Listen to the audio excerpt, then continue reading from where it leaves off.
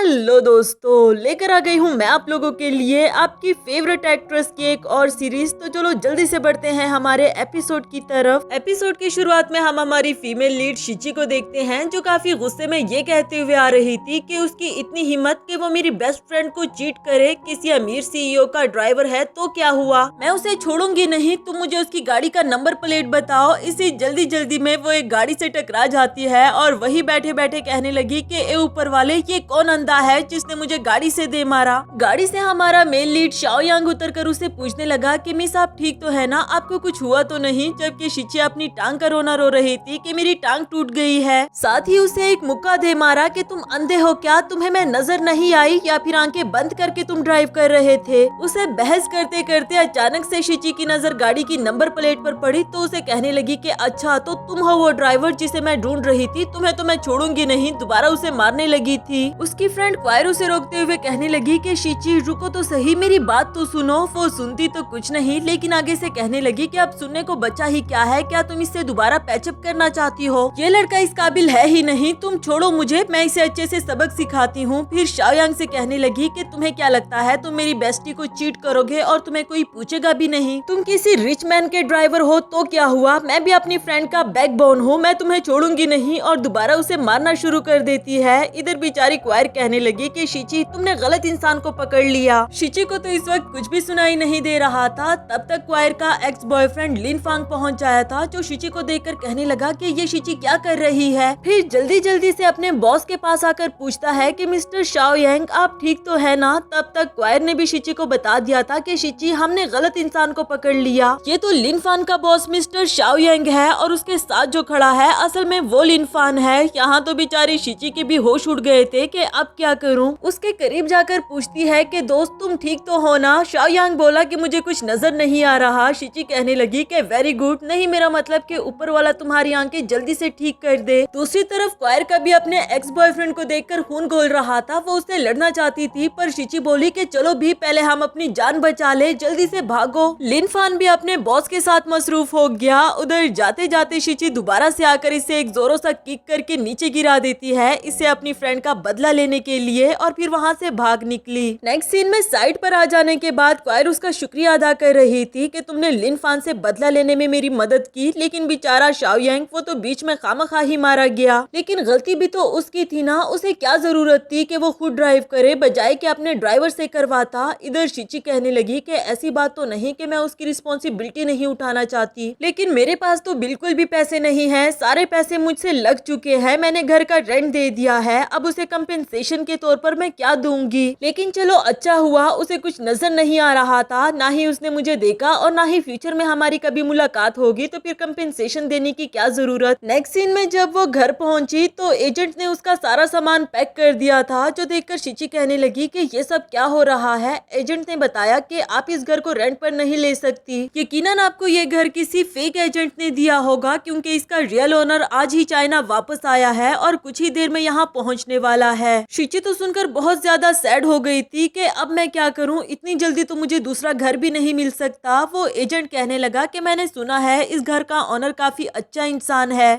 कुछ ही देर में यहाँ पहुँच जाएगा, तो तुम उनसे रिक्वेस्ट कर लेना, हो सकता है वो कुछ दिन और तुम्हें यहाँ रहने की इजाजत दे दे। तब तक इस घर का ओनर भी आ पहुँचा था। एजेंट ने बताया कि वो रहा ओनर, जो कोई और नहीं बल्कि शाओ यांग होता है। उसे देखकर तो शिची को एक और झटका लगा और दिल ही दिल में सोचने लगी कि ये लड़का यहाँ पर क्या कर रहा है, लेकिन खैर इसने मुझे सही से देखा तो नहीं था, जल्दी जल्दी इससे हेल्प के लिए पूछ लेती हूँ, इससे पहले कि ये मुझे पहचान जाए। फिर मासूम सा चेहरा बनाकर उससे कहने लगी कि मिस्टर शाओ यांग, मैं एक कॉलेज की स्टूडेंट हूँ, इस घर को मैंने रेंट पर लिया था, इसके सारे पैसे भी दे दिए थे, लेकिन उस एजेंट ने मुझे धोखा दे दिया। और मैं जानती हूँ कि आप बहुत अच्छे इंसान हैं, यकीनन आप नहीं चाहते होंगे कि मुझ जैसी बेचारी लड़की को आप अपने घर से निकाल दे और गलियों में रहने पर मजबूर कर दे। मैं ठीक कह रही हूँ ना? इसी दौरान शाओ यांग ने उसके बैग में वो स्प्रे देखी जो कि शिची ने उसकी आंखों में की थी। उसे उठाते हुए कहने लगा कि मैं एक अच्छा इंसान जरूर हूँ, लेकिन बेवकूफ नहीं। तुम्हें क्या लगा था कि मैं मैं तुम्हें नहीं पहचान पाऊंगा। बेचारी शिची तो स्पीचलेस हो जाती है। शाओयंग कह रहा था कि अब तो किसी भी हाल में मैं तुम्हें अपने घर में रुकने नहीं दूंगा। अपने बॉडीगार्ड्स को इशारा किया जो शिची को उठाकर उसके सामान समेत बाहर फेंक देते हैं। उसे एक्सप्लेनेशन का मौका तक नहीं दिया। आखिरकार उसे भी ना चाहते हुए सामान उठाकर वहाँ से जाना पड़ा और काफी रात भी हो रही थी। वो खुद से बड़बड़ाते हुए कहने लगी कि कितना बदतमीज इंसान है वो। उसने ये भी नहीं सोचा कि एक अकेली लड़की इस रात में कहाँ जाती फिरेगी। कम से कम लड़की में इतनी तमीज तो होनी चाहिए ना। दूसरी तरफ शाओयंग पानी पीने के लिए आया था कि अचानक से उसकी नजर शिची के स्किन केयर प्रोडक्ट पर पड़ी तो वो उसके बारे में सोचने पर मजबूर हो गया कि पता नहीं वो इस वक्त कहाँ गई होगी। इधर शिची को भी चलते चलते याद आया कि वो अपना नया स्किन केयर प्रोडक्ट तो वहीं पर छोड़ आई है जो कि काफी एक्सपेंसिव था। उसे लेने के लिए वो वापस मुड़ी कि तभी उसके सामने कुछ लड़के आ गए थे जो इसे देखकर कह रहे थे कि ए हसीना, तुम्हारे पास रहने को घर नहीं है क्या? तो फिर हमारे साथ हमारे घर चली जाओ, हमारे घर में काफी सारी जगह है। जबकि शिची बोली कि दूर रहो मुझसे, किसने कहा कि मेरे पास रहने को घर नहीं? मेरा बॉयफ्रेंड मुझे लेने के लिए आ रहा है, तुम जाओ यहाँ से। वो लड़के भी इतनी आसानी से जाने वाले कहाँ थे। वो कहते हैं कि अच्छा अब तुम हमसे झूठ बोलोगी, देखो हमसे क्या शर्माना, हम तो तुम्हें अपने घर में रहने की इजाजत भी दे रहे हैं, चलो भी। जबरदस्ती उसका सामान खींचने लगे जबकि शिची उसे खुद से दूर रहने के लिए कह रही थी। तब तक दूसरी तरफ से काफी ज्यादा रोशनी नजर आई जो कि शाओयंग की गाड़ी की थी। वो गाड़ी से उतरकर शिची के पास आते हुए कहने लगा कि इतनी रात को तुम बाहर क्या कर रही हो? चलो मैं तुम्हें घर छोड़कर आता हूँ, मेरे साथ चलो। इधर ये लड़का कहने लगा कि ओ मिस्टर, तुम्हें क्या लगता है कि इतनी आसानी से हम तुम्हें किसी ब्यूटी को बचाकर उसका हीरो बनने दे देंगे? हम कोई मर गए हैं क्या? इस पर शाओयंग ने उसे एक ही थप्पड़ के साथ नीचे गिरा दिया। यहाँ बाकी दोनों लड़के भी इससे लड़ना शुरू कर देते हैं लेकिन शाओयंग ने उन दोनों को भी बहुत अच्छे से सबक सिखाया। तीनों की अकल टिकाने लगाने के बाद वो वापस से शिची के पास आकर कहता है कि काफी देर हो चुकी, चलो भी अब हम घर चले। शिची तो उसे हैरानी के साथ देख रही थी। नेक्स्ट सीन में गाड़ी में आ जाने के बाद शिची ने उसे सवाल किया कि आप मेरे पीछे यहाँ तक कैसे पहुँच आए थे? जिस पर शाओयंग उसे वो स्किन केयर प्रोडक्ट देते हुए कहता है कि तुम इसे मेरे घर पे ही छोड़ आई थी, मैं बस इसे लुटाने के लिए आया था। शिची देखकर खुश हो गई कि शुक्र है तुम इसे ले आए क्योंकि ये मेरी फेवरेट प्रोडक्ट है। जिस पर शाओयंग कहने लगा कि फिर तो मुझे सॉरी करनी चाहिए क्योंकि अभी अभी फाइट के दौरान ये मुझसे टूट गई है और काफी लीक भी हो गई है, मैं तुम्हें इसके लिए कंपेंसेट कर दूंगा। शिची बोली कि नहीं नहीं, इसकी कोई जरूरत नहीं, मैं दूसरी बोतल ले लूंगी। लेकिन शाओयंग को फिर भी बुरा लग रहा था। वो कहता है कि कोई बात नहीं, कंपेंसेट तो मुझे करना ही होगा और इसके कंपेंसेशन के तौर पे मैं तुम्हें अपने घर में रहने की इजाजत दे देता हूँ जब तक तुम्हें और कोई घर ना मिल जाए। फिर खुद ही अपने हाथों से उसका सीट बेल्ट बांधने लगा जिसके लिए वो शिची के काफी ज्यादा करीब आ गया था। यहाँ तो शिची की भी दिल की धड़कनें तेज हो गई और उसे अच्छा भी लगा कि शाओयंग उसे वापस लेने के लिए आया। वो दिल ही दिल में सोच रही थी कि ये लड़का इतना भी बुरा नहीं जितना कि मैंने इसके बारे में सोचा था। खैर इसके बाद दोनों घर आते हैं और नेक्स्ट सीन हमें आधी रात का दिखाया गया जहाँ शिची को अचानक से जाग आई और उसे प्यास लग रही थी तो वो नींद में ही उठकर फ्रिज से पानी पीने के लिए चली जाती है और पानी पी लेने के बाद वो बंद आंखों से वापस अपने रूम तक पहुंचकर जल्दी से बेड पर लेट गई। नींद में होने की वजह से उसे ये तक पता नहीं चला कि वो अपने रूम में नहीं बल्कि शाओयंग के रूम में आकर उसके साथ लेट गई है। वो भी इसे कुछ ज्यादा तो नहीं कहता, बस पूछने लगा कि क्या मेरा बेड तुम्हें ज्यादा कंफर्टेबल लगा। यहाँ तो शिची भी उसे देखकर हैरान हो गई थी और इसी के साथ हमारा फर्स्ट एपिसोड यहाँ पर खत्म हुआ।